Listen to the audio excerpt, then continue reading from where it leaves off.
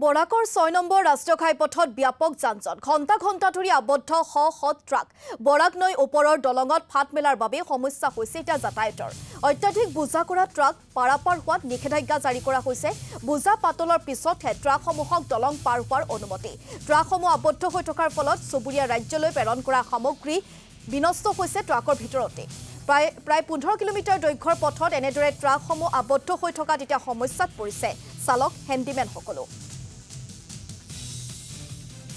সকালতে জাম আমরা 11টার সময় লোড গাড়ি লইয়া আইয়া আন্ডার লোড গাড়ি লইয়া আইয়া পাসিং দেন না তারা জাম লাগাইয়া রাখি দিয়েছে পুলিশে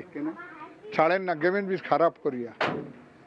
আন্ডার লোড ছাড়ে কিন্তু আজকে ছাড়ছে না কত গাড়ি জমা আছে বহুত 2-2.5 গাড়ি যাইব লোড গাড়ি এটা কোন জায়গা কালাইন লক্ষ্মীপুর দুইটার পর ইয়ার ডবল লাইন লাগিছে তাৰপিছত এই ওভাৰটেকতো যাব নোৱাৰো আৰু ডবল লাইন নৰ্থ গুৱাহাটীৰ পৰা আহিছোঁ আগৰতলা বুদ্ধনগৰ যাম কেতিয়াৰ পৰা ইয়াত আছে ইয়াত হ'ল আমাৰ